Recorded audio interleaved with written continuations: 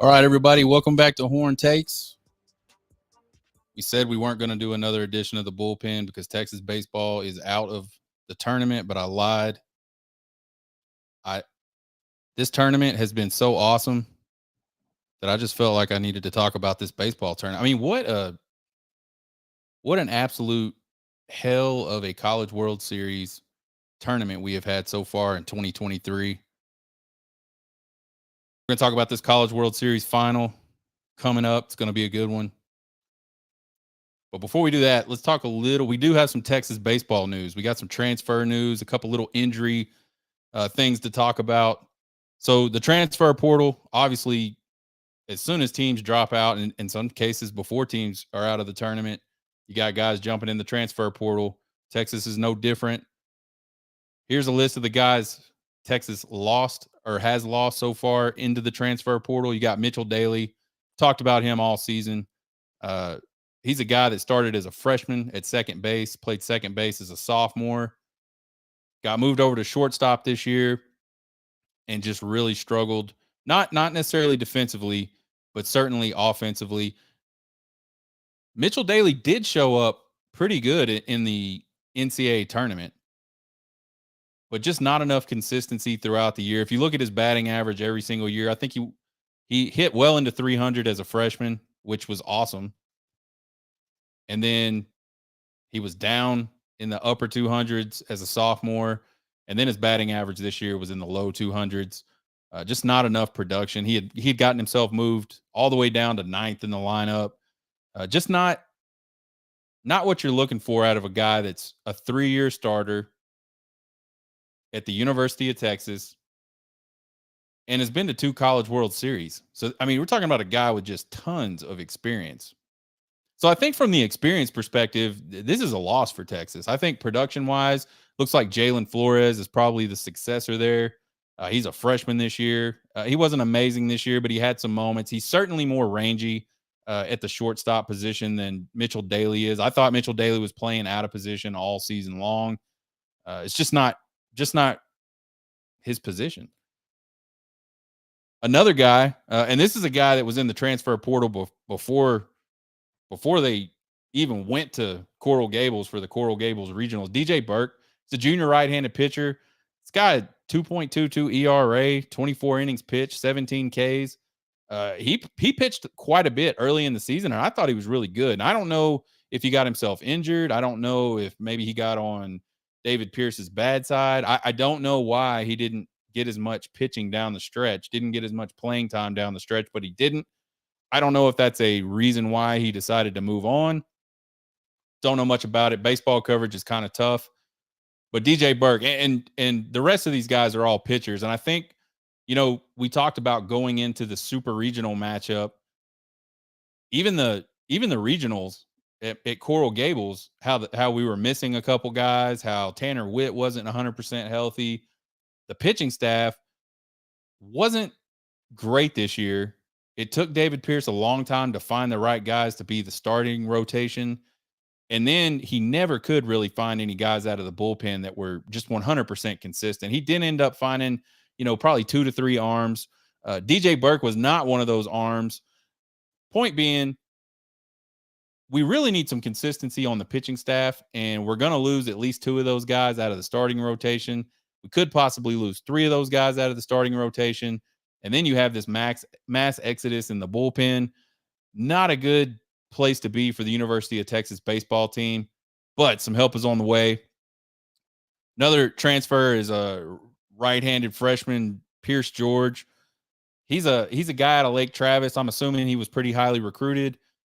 He pitched a tiny bit, not very much at all. So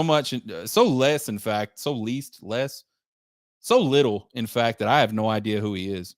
I had to look him up. I do not remember that name being called and saying, "Hey, I'm out here on the mound."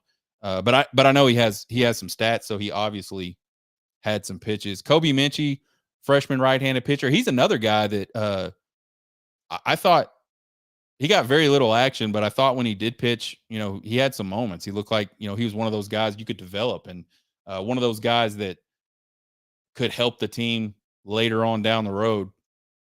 And then Chris Stewart, junior left-handed pitcher. He He was a primarily a bullpen guy, and a late closer type guy, real power guy. Lots of mid 90s fastball, hard slider, stuff like that. Problem with Chris Stewart is he just never could find the strike zone. Never could. He never could bridge the gap between just an all out ball that's not even close and throwing one right down the middle. He just couldn't. He couldn't find those corners. Couldn't command any of his pitches. Got great stuff, and I imagine all four of those guys have great stuff. And the difference between the guy that has the difference between the good pitcher and the bad pitchers is not the stuff usually. It's the command of the stuff. And those guys struggled a lot with it. So, but again, that's all about development, right? Just because you don't come in right off the bat and do great doesn't mean you can't do great things. You look at LBJ, LeBaron Johnson Jr. That's a guy that I think the second he stepped foot on campus, the coaching staff probably said, "Holy hell, this guy has great stuff." And he went out and it never showed up, or it didn't show up consistently his first year at Texas. And then he works his way into a starting position as he develops more. And I think if he could stay at Texas, he has a chance to be, man, this guy has a chance to be one of these guys we were talking about the other night, Rhett Lauder, Paul Skeens type. That's the type of stuff he has. So we lost a few guys. We also gained a few guys, all pitching to this point.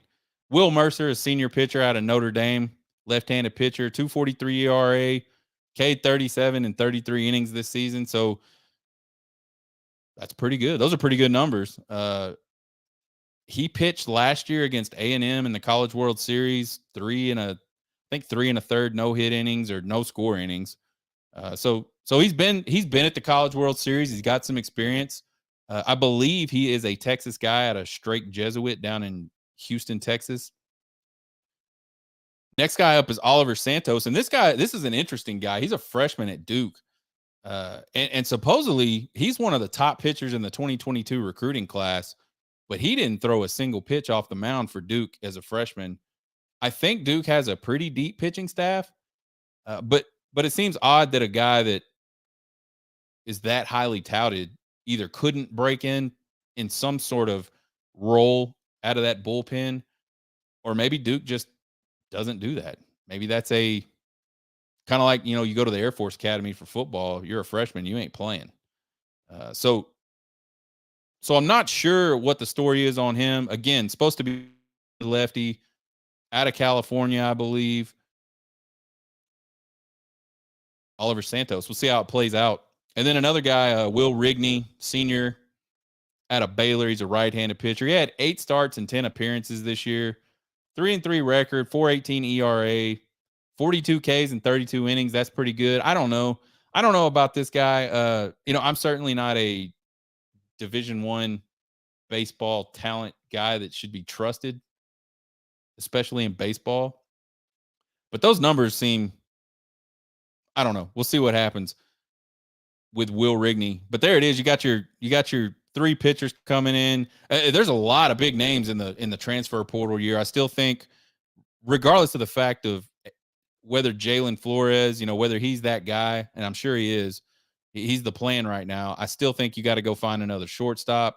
You got to go find some outfielders in the transfer portal if you can. More pitching. Definitely need more pitching.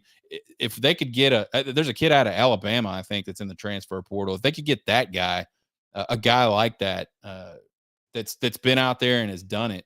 I believe he was their ace on their staff. I can't think of his name right off the top of my head, but there's a lot of talent out there in the transfer portal. And if you looked at the game last night between LSU and Wake Forest, you saw the power of the transfer portal in college baseball. I don't think LSU wins that game without Paul Skeens and without doggone oh man, what's his name? What's this kid's name? Anyway, I can't think of his name. It's crazy. The kid that hit the home run, Tommy Tanks. Yeah. Without Tommy Tanks, man, they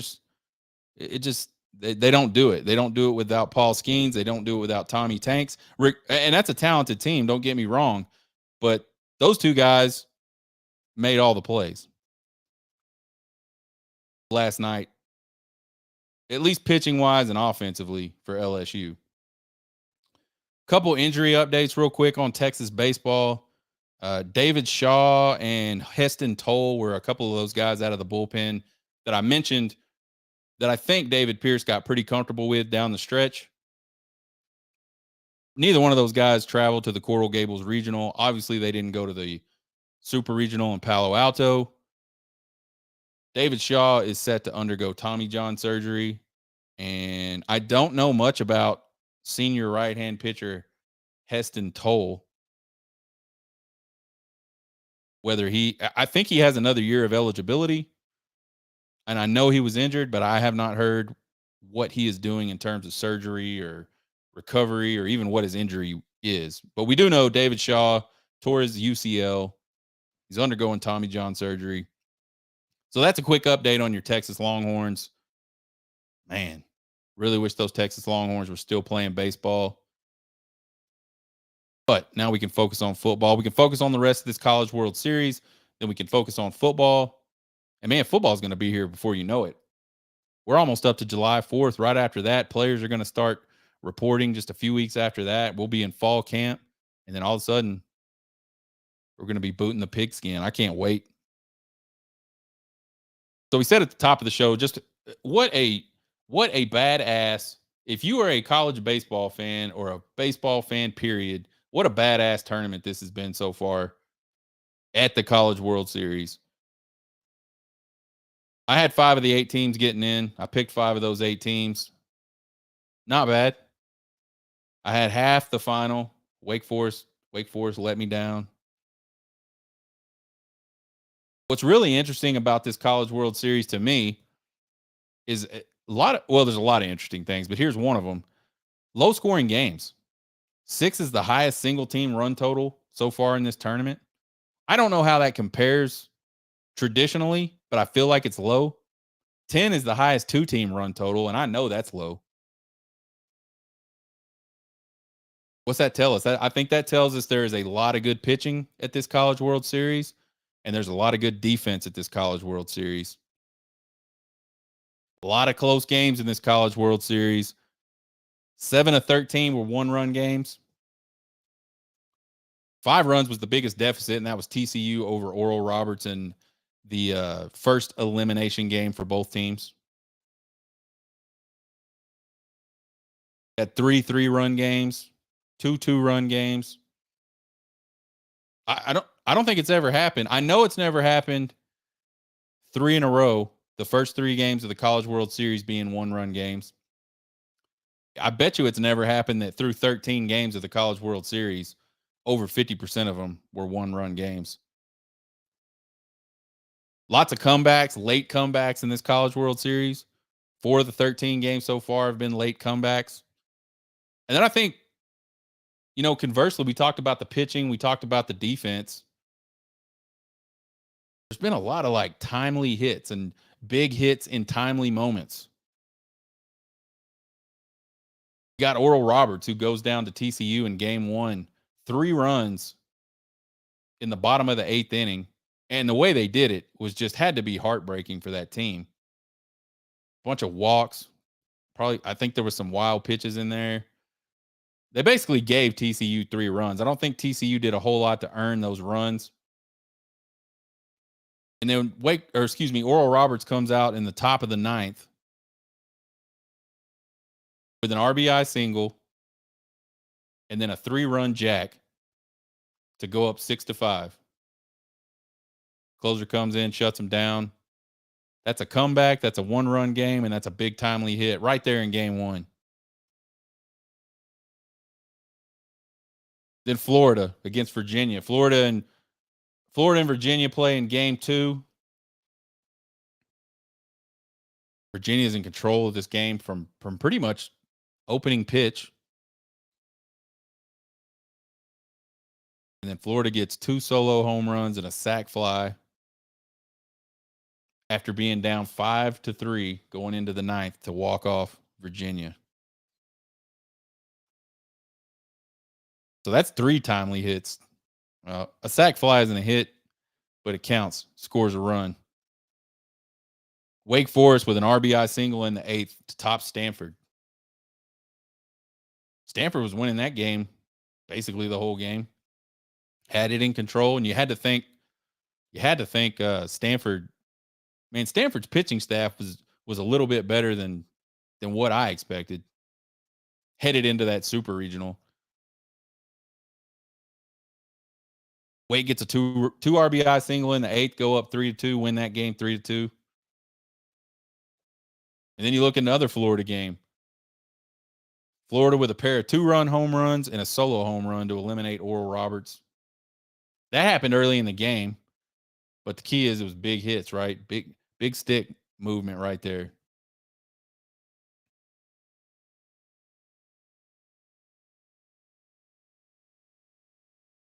LSU with a 3-run blast in the 3rd inning to break a 2-2 tie against Wake Forest for good in an elimination game for LSU.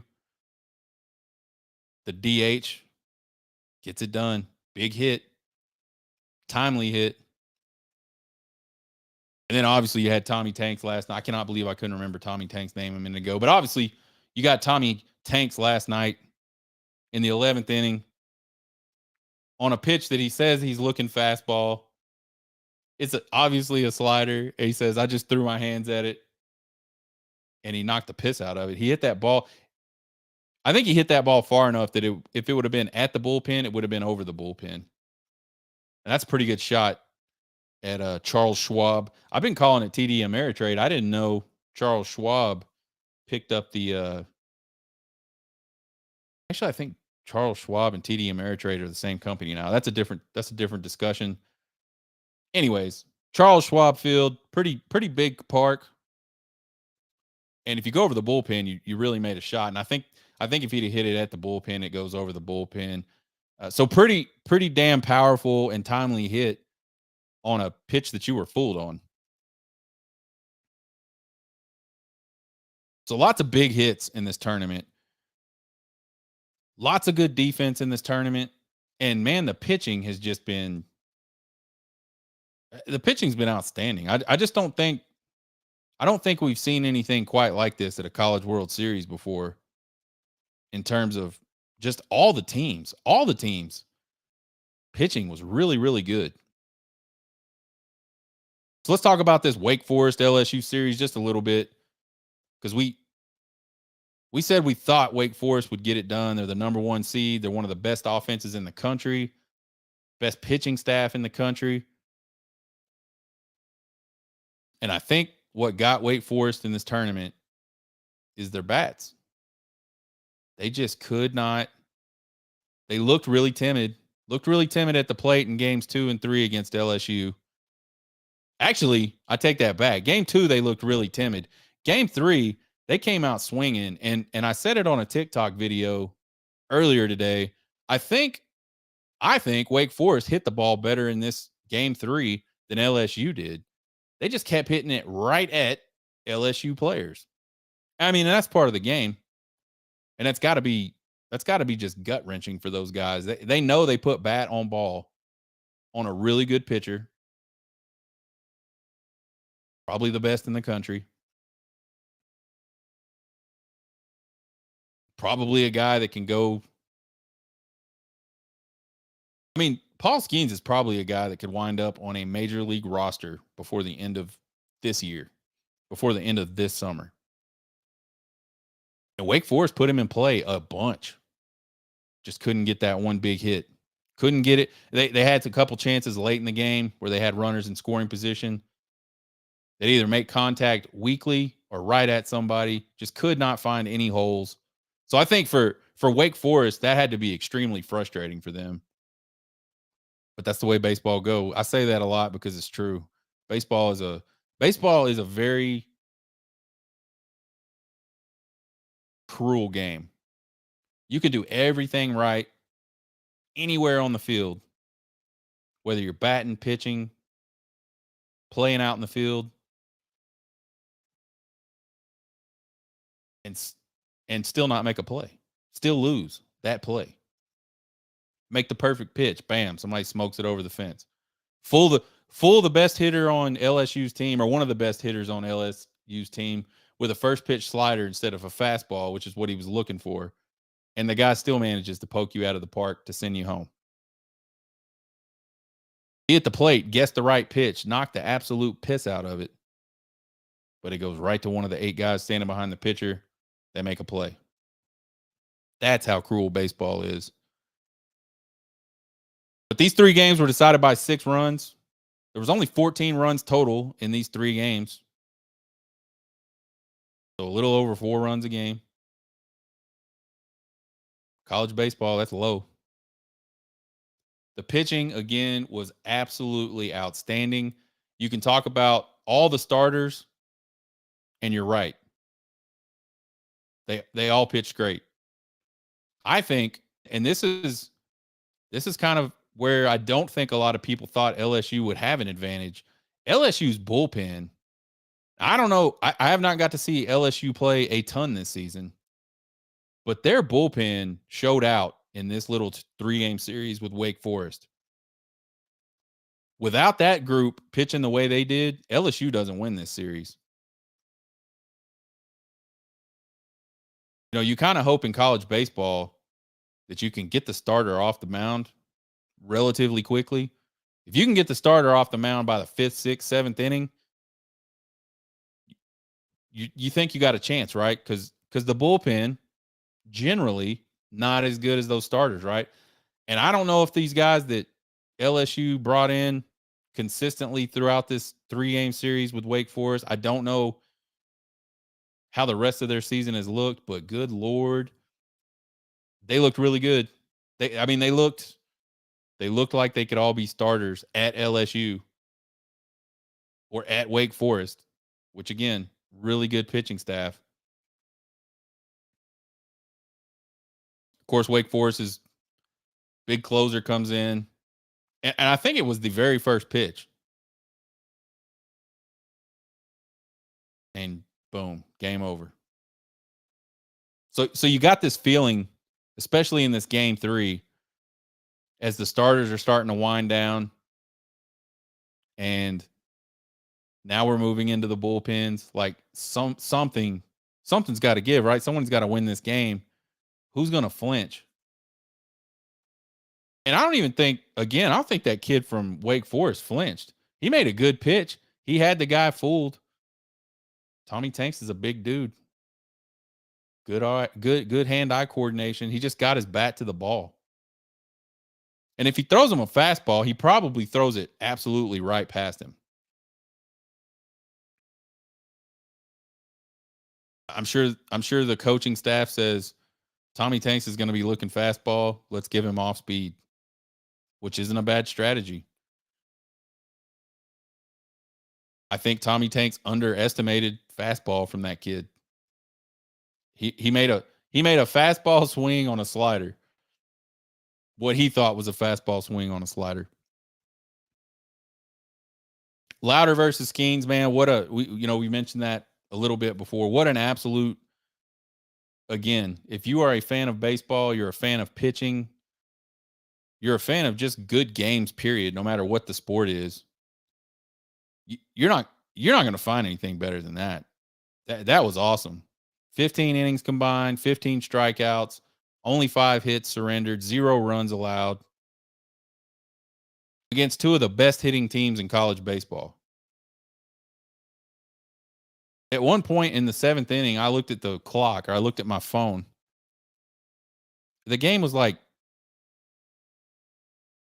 an hour and 50 minutes old, and we're already in the 7th inning.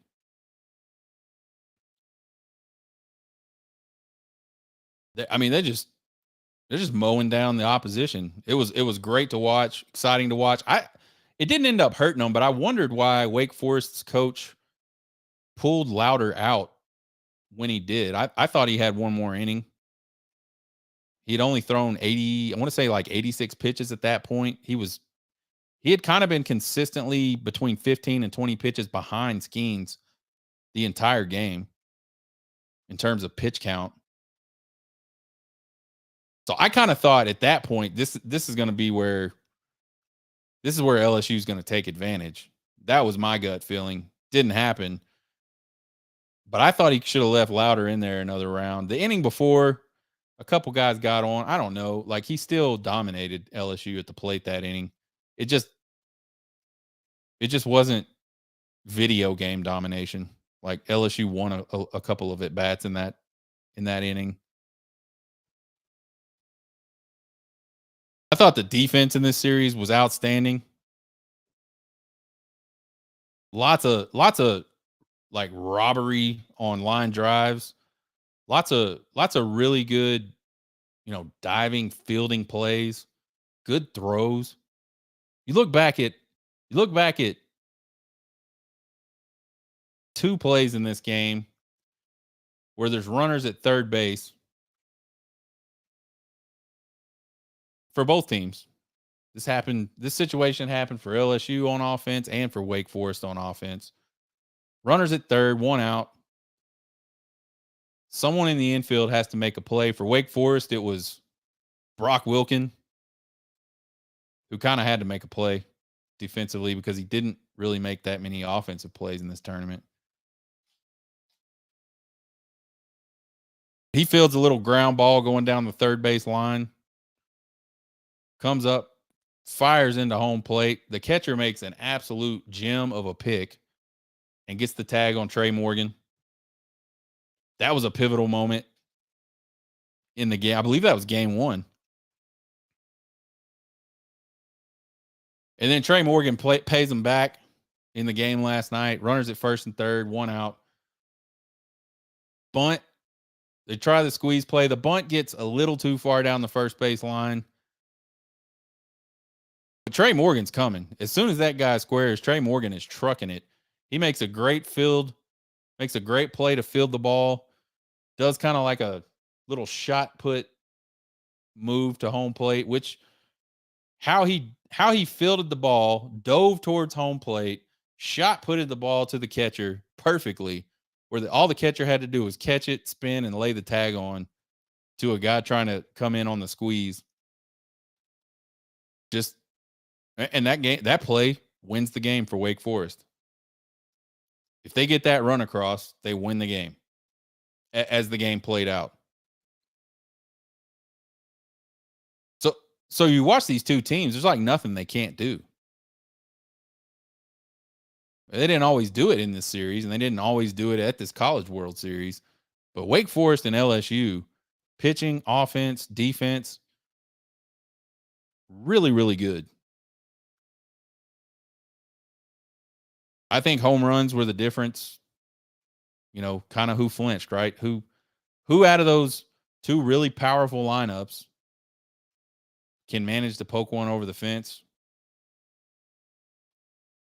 LSU did it. Game 2, they did it in game 3. Had the big 3-run shot. Belosi, the DH for LSU. That was early in the game, but it was sort of the defining moment in that game. It broke a 2-2 tie. Really got LSU going.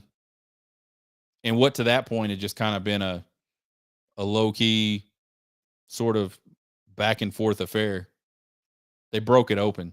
In a game like that where both pitchers are, pitching so well, if you can pop one over the fence and get multiple RBIs on that pop over the fence, that is tough. That's a mental problem for the other team. So again, amazing series between Wake Forest and LSU. I hope that the Florida and LSU final can come anywhere close to that in terms of just entertainment and sort of drama and just good baseball. Like what kind of plays will we see? I mean, we saw a Florida center fielder against TCU come in and run down a pretty good bomb from Braden Taylor, I think is his name. Kid from TCU, really, really good player, really good from the left side of the plate. Just absolutely smokes one to center field. And this kid that just got brought into the game runs it down. What kind of plays will we see in this College World Series final? Something I've it- something this tournament has caused me to kind of rethink philosophy on is we always talk about good pitching is better than good hitting. So or good pitching will beat good hitting. I don't I feel like today's game is different. I don't know if that's the case anymore. Obviously, Wake Forest and LSU both have good pitching. Wake Forest has the better pitching statistically. Texas had better pitching statistically than Stanford in that Palo Alto Super Regional. The difference in that Palo Alto Super Regional was the home runs for Stanford. The difference in this LSU series with Wake Forest in the College World Series, and I'll keep calling it a series. They played 3 games. I know they didn't play 3 back-to-back games. They essentially played a 3-game series to see who came out of that bracket. The difference for LSU was home runs. The difference for Wake Forest was they could not hit home runs. I think they hit like 57 home runs in their last game against Bama at the Super Regional.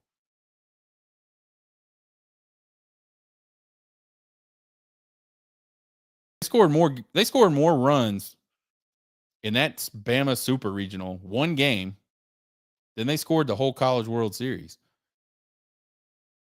And it was the long ball.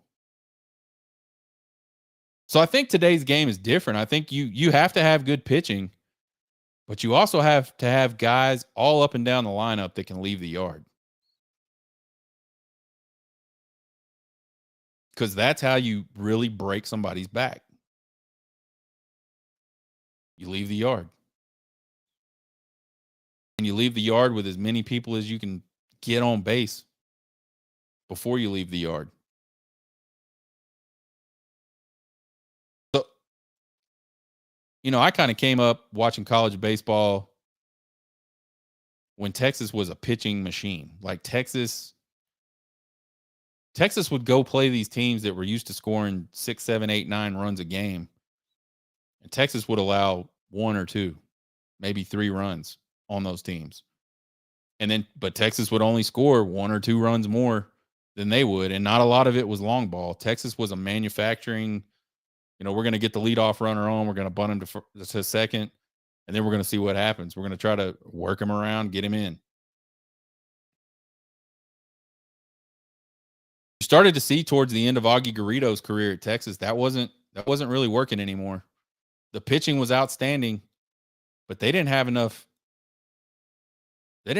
bullets in the barrel, so to speak, bullets in the magazine, guns in the fight. I don't know what the hell the phrase is. They didn't have enough guys that could bust the ball. And then David Pierce shows up. You start to see a little of that.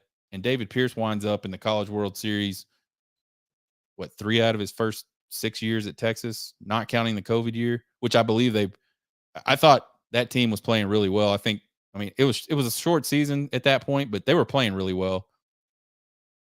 I think that team had an opportunity to probably make it to Omaha as well. So the game's changing. And I think Texas is going to have to continue to add some guys that can bully the baseball, because I think you're going to need that. You go back to 2021, the last time Texas won a College World Series game, and they just sort of had that epic home run fest with Mississippi State.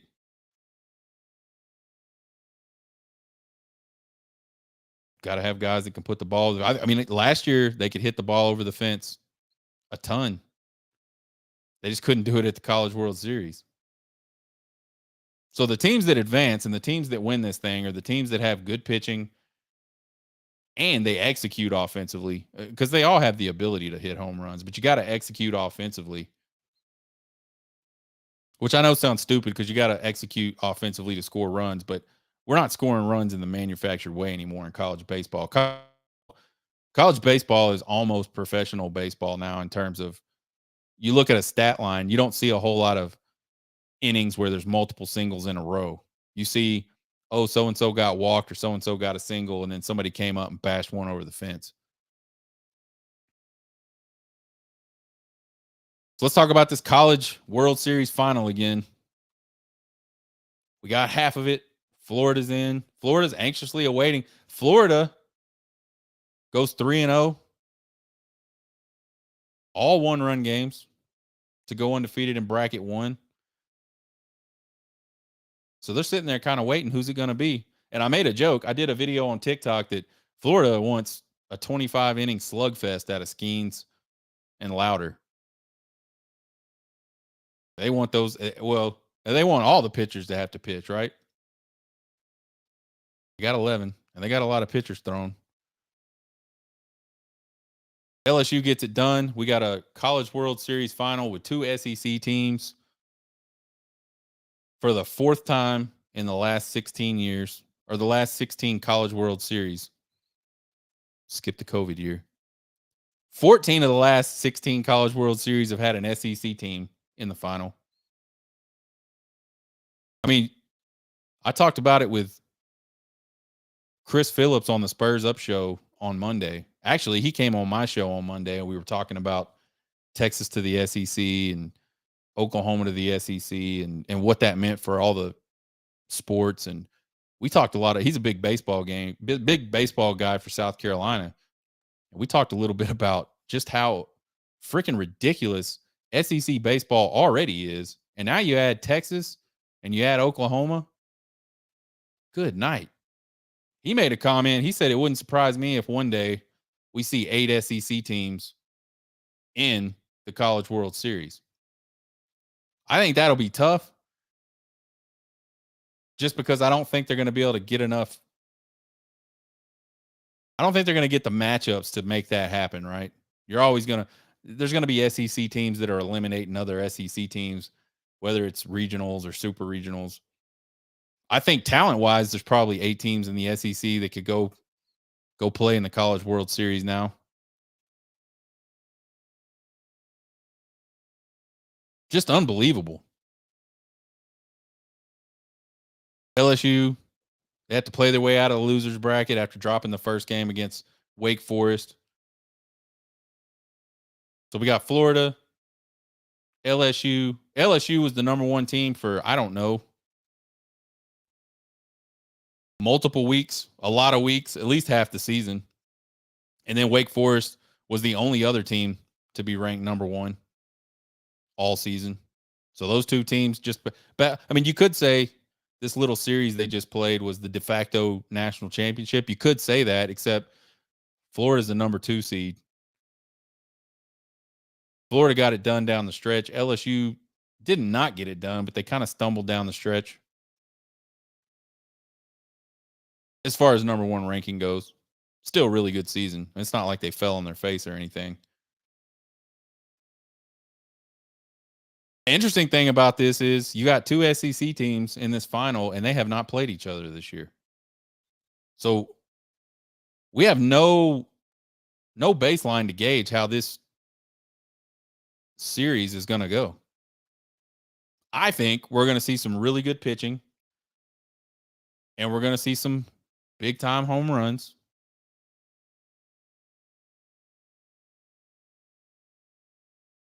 We're going to see superstars be superstars. There's a lot of guys fixing to be on this field Saturday, Sunday, maybe Monday that are about to be making a lot of money.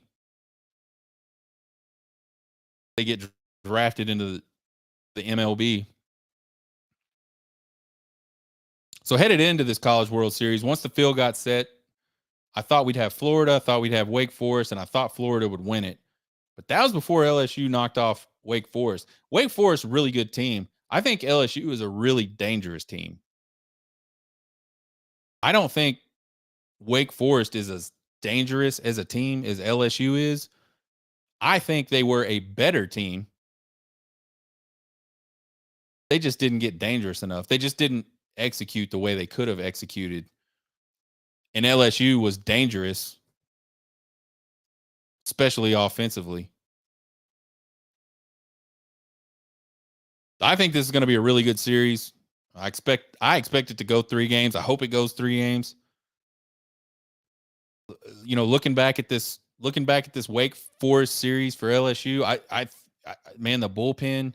If the bullpen for LSU can repeat what they just did for LSU during that Wake Forest series, man, they are going to be tough. It's going to be really tough to beat them. I got to stick with my pick because that's what I do. I'm not going to get wishy-washy. I think Florida figures out a way to pull it out. I just think Florida figures out a way to pull it out. But if LSU does, it would not surprise me one bit. Like I said, they are dangerous. Both of these teams are dangerous.